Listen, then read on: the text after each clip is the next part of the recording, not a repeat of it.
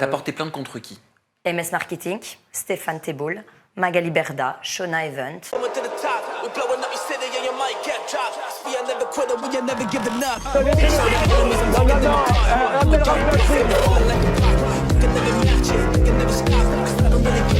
Vous fumez, monsieur? Le football, il a changé. Oui.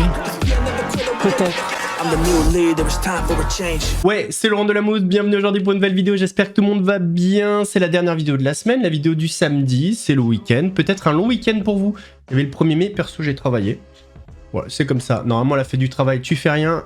Et apparemment, si. Avant de partir, messieurs, dames, pour cette nouvelle vidéo, c'est le moment de soutenir la chaîne et moi-même en mettant votre plus gros pouce bleu, votre meilleur commentaire. N'oubliez pas de s'abonner et d'activer la cloche pour pas rater les prochaines vidéos. On fait de même sur la chaîne principale, la chaîne Mousse. Hier, j'ai sorti une nouvelle vidéo sur Hakim Benotman. Elle est incroyable. Allez voir, le lien est en description, en commentaire épinglé. On mange sur Instagram, sur TikTok, sur Twitch pour pas rater les lives du dimanche soir à 21h30. On va chercher à boire, manger, on se met à l'aise et moi je m'occupe du reste.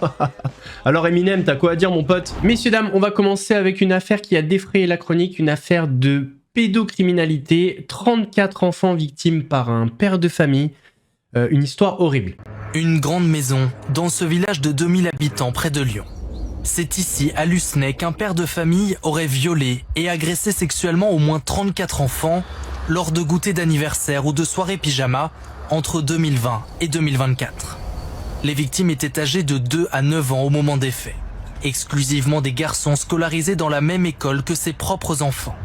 Devant l'établissement, le choc et la sidération des parents d'élèves, ce père connaît la famille d'une victime. J'ai échangé avec une personne, oui. Elle est touchée pour jamais, on va dire. Ça s'était passé où? Peut-être à l'anniversaire de l'enfant, ouais. À l'anniversaire. Donc à son domicile. À son domicile, oui. L'enquête commence dès 2024, après le signalement de 3 premières familles. L'homme est alors interpellé et placé en garde à vue. Romain G travaille dans le cinéma, il est âgé de 40 ans, il n'a pas d'antécédents judiciaires. Lors d'une perquisition, les gendarmes vont découvrir des dizaines de fichiers pédopornographiques. Les enquêteurs s'attachaient à identifier avec précision, sur la base de 127 vidéos et 197 photographies découvertes, la nature des faits commis sur chacun des enfants et l'identité de ces derniers. 34 sont identifiés à ce jour. Lors de ces actes, les enfants sont endormis ou parfois éveillés. Cet avocat représente plusieurs familles. Vous confiez votre enfant, votre fils à ce brave père des amis de votre fils, avec la gentillesse qu'il a d'accueillir pour la nuit l'enfant. Vous apprenez après que c'était des scènes de crime. Lors de ces auditions, le suspect a reconnu la majorité des faits. Selon son avocate, il souhaite coopérer avec les autorités judiciaires. Mon client est dans une démarche de vérité. Nous entendons toutefois réserver nos explications pour les familles et la justice. L'homme a été mis en examen et placé en détention provisoire. Incident diplomatique à la FIFA entre le président de la fédération de football palestinienne et le vice-président de la fédération de football israélienne. How can I shake hands or have a photo with such a man? You know, I think it's a shame for him. What was that? You know, Infantino, I think with good intention, he's trying to have a joint photo or shake hands. But my analysis and my understanding that the Israeli representative is not a qualified partner to shake hands with him. You know, he is defending Netanyahu and his government, which I think is isolated, and I think the whole world now believe that we are victims and the Israeli government should be sanctioned. As I don't think that there is any common between me and him. Instead of speaking for sport, for status, for the Palestinians have the right, so and so, no, he came to defend and even to whitewashing the ugly face of this Israeli government. Le Digital College de Nanterre ferme après avoir fait les choses en grande pompe sur les réseaux sociaux, à coup de vidéos, de promotion, de storytelling. Sauf que l'histoire a fini en autre boudin. J'ai l'impression d'être un peu prise au piège. C'était l'école qui vendait du rêve sur les réseaux sociaux. Le Digital College ferme du jour au lendemain. En septembre dernier, le Digital College avait fait le buzz en invitant Triangle des Bermudes pour sa rentrée scolaire. et quelques mois auparavant, Gims, pour faire le show devant les élèves de cette école de marketing et communication. Je suis dans une école de com, ils ont fait leur com et ça a marché. Sur son site internet, l'école n'a pas non plus hésité à mettre en avant les venues de plusieurs intervenants connus comme Vita, Niska ou encore Jacques Attali et Thierry Marx. Sur le site de l'école, on peut voir qu'en formation initiale, les élèves payent 6 900 € par an et en troisième année, le tarif passe à 7 700 €. Mais malgré les promesses de former l'élite, l'école a annoncé la fermeture de son campus à Nanterre. C'est lundi, on a reçu, et encore pas tous les étudiants, un mail pour nous inviter à une réunion d'information à 15h30 et en gros nous dire que à partir du 31 mai, l'école elle fermera ses portes. L'Express a eu accès il y a 3 semaines à un rapport remis au procureur de la République concernant la gestion de Digital College. On y apprend que l'école est soupçonnée d'avoir mis en place un système d'abus de biens sociaux, de détournement de fonds publics, de fausses factures et de blanchiment. Le tout financé, selon l'Express, par de l'argent public, notamment celui de l'apprentissage, qui pour la seule année 2024 a représenté près de 83% des ressources de l'école. Au total, plus de 3 millions d'euros de dépenses sont considérées comme douteuses. Et les élèves ne sont pas les seuls impactés par les problèmes financiers de l'école. Les professeurs n'auraient pas tous été payés. De ce qu'on sait, les formateurs ne reçoivent pas leur salaire en temps et en heure. Je sais qu'il y a certains formateurs, ça faisait depuis des mois que la situation elle était comme ça. Digital College n'en est pas à son premier scandale. En novembre dernier, Mediapart avait révélé dans une enquête que Ridwan Abagri, le fondateur de l'école, avait notamment financé des vacances, mais aussi son mariage, en facturant la location du château, le traiteur et le feu d'artifice aux frais de l'établissement, pour un total d'environ 50 000 €. Selon le média, il aurait aussi acheté plus de 500 000 € de cartes Pokémon avec l'argent de l'école. On a eu une communication quelques jours ou quelques semaines après, il me semble. Ils n'ont pas explicitement dit que c'était faux, mais ils ont dit que l'argent qui était utilisé à bon escient et serait toujours favorable pour les étudiants. Pour la fin de leur année scolaire et pour passer leur examen, les élèves vont être pris en charge par une autre école à Nanterre et pour l'année prochaine, ils doivent se trouver une autre formation. Mais sinon, je conseille vraiment se renseigner via les étudiants et pas via ce qu'on voit sur les réseaux sociaux parce qu'ils font tout pour nous assurer. De notre côté, nous avons contacté Digital College, mais n'avons pas eu de réponse. Dommage, si vous aviez pris Hakim Benotman comme professeur, il aurait tellement apporté de valeur. Ça aurait permis d'avoir des partenariats et de retrouver la stabilité financière, c'est pas grave. Une autre fois peut-être. Messieurs, dames, on va parler d'un ancien youtubeur, je sais pas s'il est toujours youtubeur ou pas, on va parler de Jimmy Labeu. Il s'était fait aussi connaître également en étant en duo avec Guillaume Play. Là, il a fait un retour, mais c'est un retour raté. Voilà, retour polémique direct derrière. Dans une vidéo, l'humoriste Jimmy Labeu incite les hommes à pousser leurs femmes dans les escaliers et crée la polémique. La Coupe du Monde va arriver, le Tour de France, les paris sportifs à foison, dépensez tout votre compte épargne, disputez-vous avec votre femme, soyez un peu violent avec elle, les escaliers, 30 marches, ça fait du bien à tout le monde. Cette vidéo, l'humoriste belge aux plus d'1 million d'abonnés l'a depuis supprimée de ses réseaux sociaux. Quelques jours après sa publication, il avait été interpellé par l'humoriste Elsa Cazeille, elle-même poussée dans les escaliers par un homme il y a une quinzaine d'années. Tu sais Jimmy, mon agresseur doit bien rigoler devant ta vidéo puisque cet humour banalise sa violence. En 2 jours, la publication a accumulé plusieurs milliers de réactions. En commentaire, Jimmy Labeu a répondu et présenté ses excuses. Concernant la vidéo, je comprends qu'elle ait pu heurter. Maladroitement, je ne pense pas au fait que certains puissent le prendre au premier degré ou que d'autres reproduisent ce genre d'atrocité. C'est une erreur de ma part et je dois en tirer des leçons. Je serai beaucoup plus attentif avant de publier. Au 17 avril 2026, 43 féminicides ont été dénombrés en France depuis le début de l'année, selon le collectif Nous Toutes. Messieurs, dames, Magali Berda au cœur d'une nouvelle polémique pour une potentielle arnaque. Elle n'est pas toute seule, il y a un autre candidat de télé-réalité avec, c'est Greg Yega. Vous allez voir sur le plateau d'Aja, une personne a témoigné et a dit qu'elle allait porter plainte contre ces 2 personnes. Tu prépares une inauguration pour ton salon d'esthétique, avec d'accord? plusieurs prestataires. Ok, donc au départ, toi tu veux Nicolas Lodzina et Stéphanie Clairbois, tu te rends compte que Nicolas Lodzina, alors que tu as payé, il a annoncé qu'il serait en Turquie, donc il serait pas là. Au départ, c'est avec MSS Marketing. Oui. Ensuite, tu découvres 2-3 semaines après qu'en fait, on te propose un contrat Shona Event. Ensuite, on te dit, on va te mettre Greg Yega et Camille Froment. Camille Froment, tu n'en veux pas, mais tu décides de dire OK pour Greg. Oui. OK. Qu'est-ce qui se passe maintenant avec Greg? Pourquoi tu n'as plus de nouvelles de Greg? Est-ce que tu nous dis qu'il t'a contacté? Vous parlez? Greg m'a contacté et il me dit je ne viendrai pas. Et donc il me répond mon message, je ne viendrai pas à ton événement. car je n'ai pas été payée. Mais toi, t'as payé. Alors, moi, c'est vrai qu'il y avait quelques temps de là, il m'avait envoyé, la facture, je l'envoie à toi ou à Stéphane? Et moi, je lui réponds à Greg, quelle facture? Là, j'ai déjà tout payé, moi.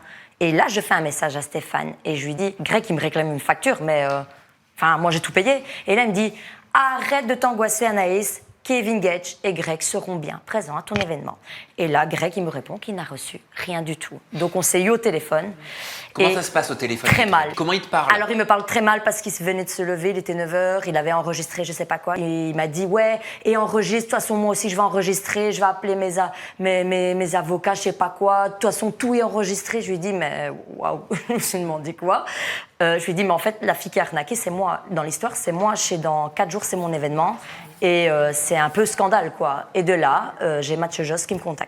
Donc l'agent de Greg. Oui, parce que... Okay. Qu'est-ce qu'il te demande, Mathieu Josse? C'était d'abord, tout était OK, mais il m'a demandé de faire un message écrit en disant de ne pas mettre Constance dans l'événement. Alors attends, quel rapport avec Constance? Parce que Greg voulait se déplacer avec Constance. C'était la condition? Oui, et Mathieu Josse ne voulait pas. Donc j'ai dû écrire un message en disant... Pourquoi il ne voulait pas que Constance elle soit là? Parce qu'elle fait des dégâts dans les chambres d'hôtel. Selon lui, c'est ce qu'il t'a dit? Oui, c'est ce qu'il m'a dit. Ok, d'accord. Qu'est-ce qu'on te demande d'autre pour avoir Greg? Et on me demande aussi de payer le billet de Greg, aller-retour Marseille, celui-là de Constance et celui-là de leur chien. C'était prévu? Ben non. On était mercredi, l'événement était samedi. Je savais qu'au fond de moi, ils viendront pas. Kevin, il faisait plus de publicité, il n'y avait plus rien.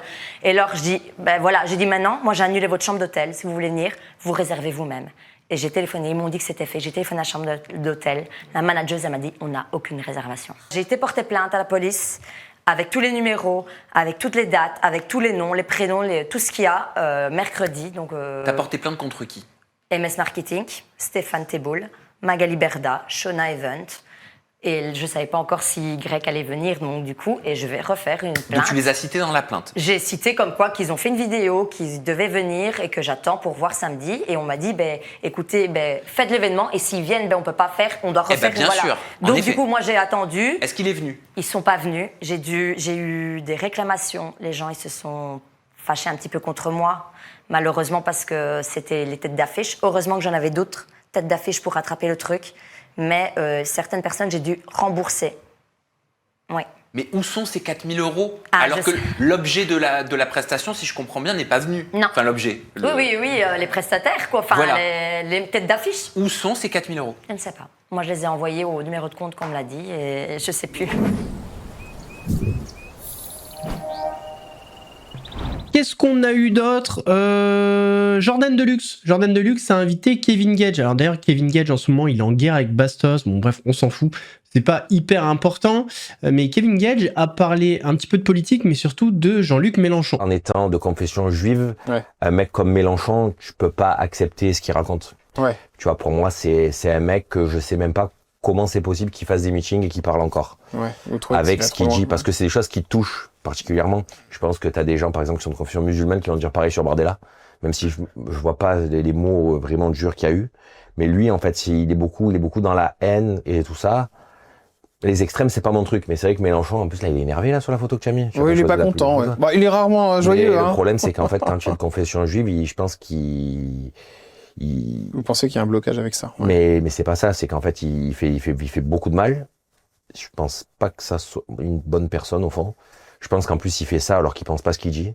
Je pense qu'il se sert des gens en faisant croire qu'il est avec eux alors qu'il s'en bat l'œuf. Ce qu'il veut, c'est juste prendre son salaire. C'est pas des personnes que je respecte du tout. Je l'aime pas du tout. Et je te dis la vérité, moi, avec tout ce qu'il dit, avec tout ce qu'il fait, j'ai beaucoup de familles donc juives du coup qui sont partis vivre en Israël. Ouais. Ah oui, d'accord. Okay. Parce que je pense qu'il fait partie de ça à cause de la haine et tout ce qu'il fait. Et je pense pas que ils sont partis à cause de. Je pense pas que c'est à cause de lui. Ouais. Je te dis pas que c'est à cause de lui, mais ça y joue beaucoup. Vous avez pensé à partir vous aussi, Kevin, à un moment? Bien sûr. De France, ah ouais. Bah bien sûr. Après, je te dis la vérité, quand tu vois des trucs, tu vois ce qui se passe, des fois t'as peur. Après, comme je te dis, Marseille, c'est quand même assez cosmopolite. Ouais. Bah oui, c'est pour ça que tu me parles de RN. À Marseille, ça passera jamais le RN. Ouais. C'est pas possible. Ouais, mais ça, vous voyez, pas très loin à Nice. Hein. Oui, mais Marseille, c'est Marseille. Ouais. Marseille, c'est patriotique. Tu vois, au stade Vélodrome, tu es juif, arabe, chinois, musulman. C'est un melting pot. Et tout le monde s'en fout. Ouais.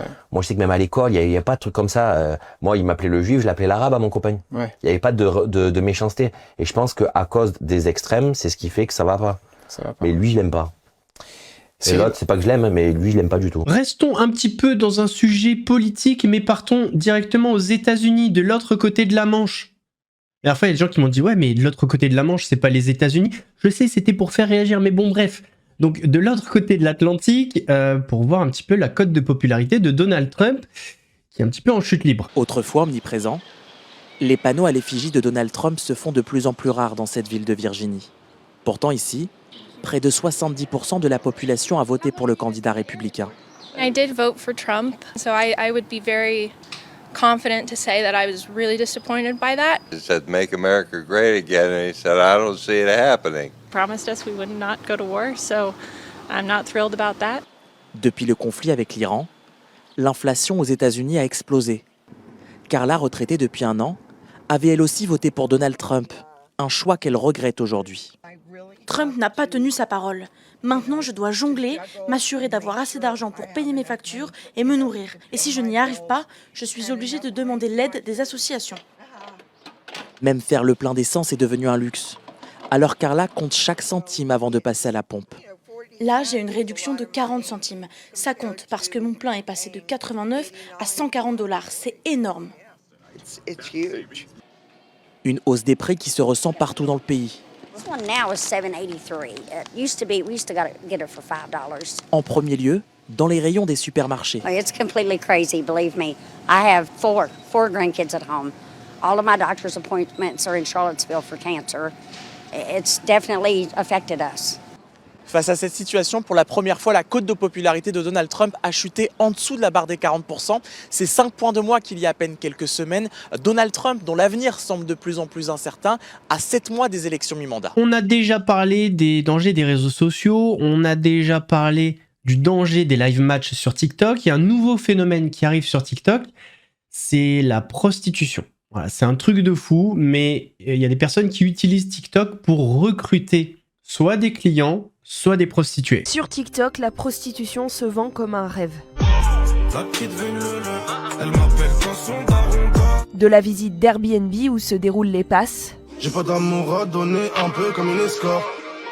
Y'a ceux qui plantent dans le dos, y'a ceux qui plantent dans le plexus.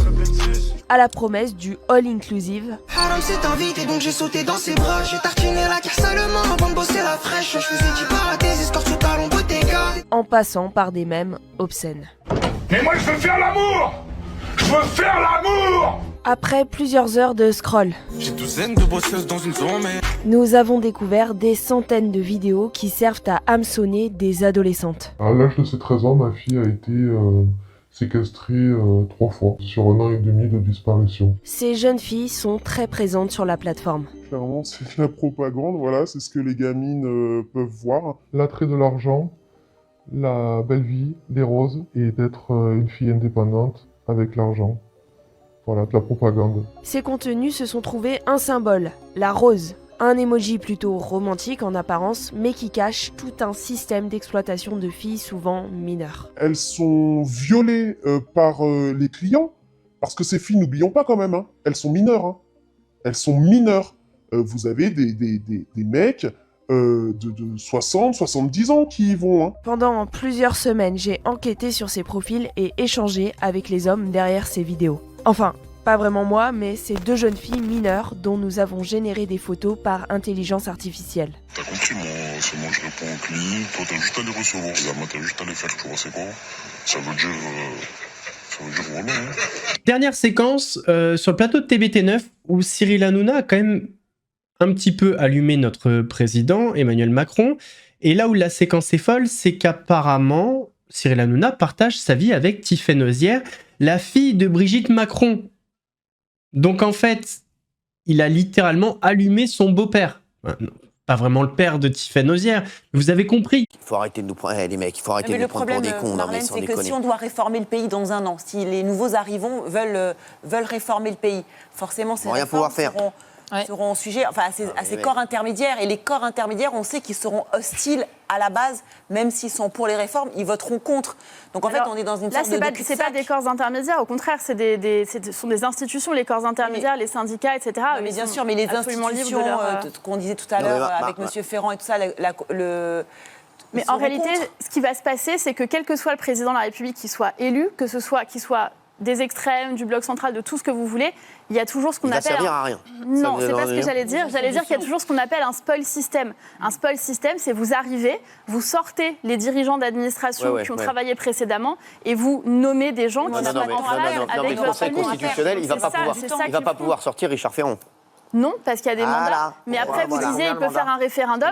Un nouveau président peut décider de faire un nouveau référendum pour changer la Constitution, par exemple. Voilà, c'est ce que je dis. Il change la Constitution et il peut changer ces personnes. Donc, c'est pas vrai. Mais donc, qu'est-ce que fait Emmanuel Macron? C'est que vous croyez vraiment que le nouveau président, il va avoir pas autre chose à faire encore. Et il doit s'occuper des Français. Il va devoir faire des référendums pour changer. Pourquoi partir du principe qu'il serait hostile? Je vous dise, si en plus, en disant ça, Marlène, et vous savez que je vous aime beaucoup, vous tirez une balle dans le pied. Ça veut dire que c'est possible que le prochain président le fasse, donc c'est juste pour embêter le monde, parce que ça veut dire, et ça veut dire que ça va encore retarder les choses. Dans ce débat, Cyril, je ne comprends pas pourquoi on part du principe que, par exemple, au Conseil constitutionnel, c'est pas une personne. Il y a des gens qui ont été nommés par tous les présidents précédents.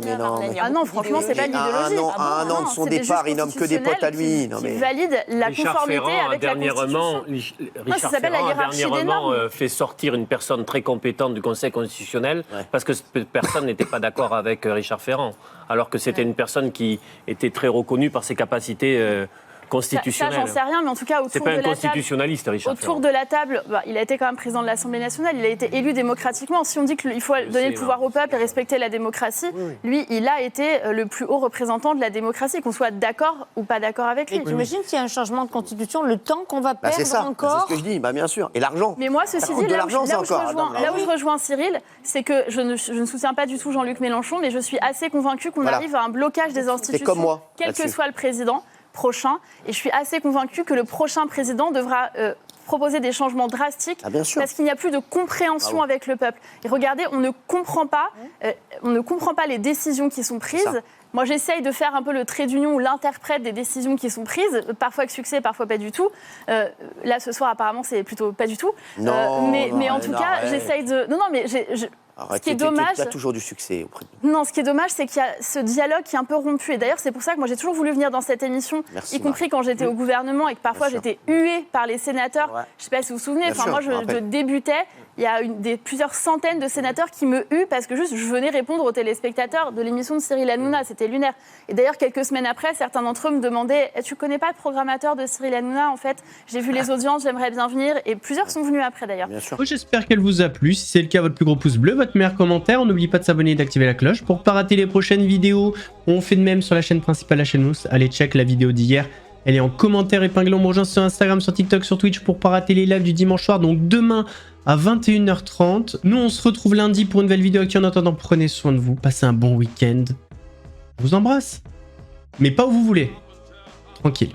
Mousse, c'était chaud, c'était flou, mais on a mis la loupe. Les fous, les relous, ceux qui parlent beaucoup. Ici, on éclaire tout, même ceux qui fait grincer les dents. Si t'as kiffé, balance un like. Abonne-toi, rejoins la clique. Active la cloche, on remet ça bientôt. Et crois-moi, la suite va faire du bruit.